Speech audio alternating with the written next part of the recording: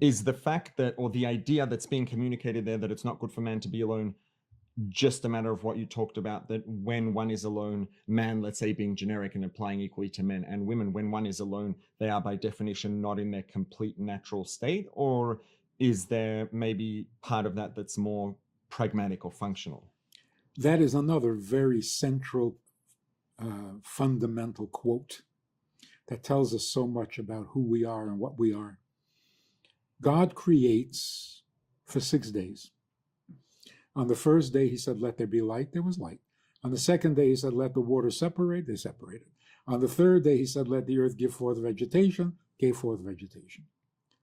On the sixth day, when he creates Adam, the first being, human being, and God said, it is not good for man to be alone, so I will create him a helpmate.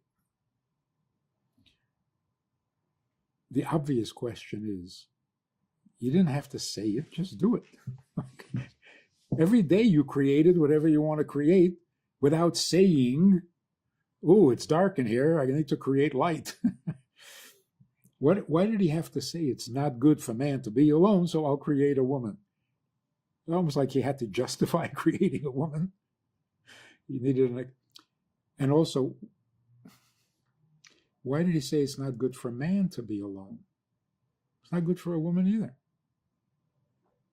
So as you say, it could be the generic man, meaning human, but on a deeper level, he was referring to himself. And he's telling Adam, now that there's someone to talk to, he says to Adam, you may be wondering why I'm creating anything at all, because it's not good to be alone. Even if you're perfect, even if you're infinite, even if you're all-powerful, almighty, and all-knowing, like I am, it's not good to be alone. Is that a pragmatic thing? Does he need help? Well, I would say it's probably pragmatic, if we could say such a thing, in terms of the creator's experience. It's pragmatic for his experience, that now his experience will be better. Let's say that he won't be alone. In what way? He's already perfect. So the only thing lacking is intimacy. You can't be intimate alone, no matter how perfect you are. So what God was missing is someone, not something. Should you need something, you're not perfect. Needing someone, yeah, when you're perfect, then you really need someone to share it with. So needing someone is like beyond perfect. And that's why the statement is that it's not good to be alone. Not it's difficult, not painful. There's no goodness in being alone.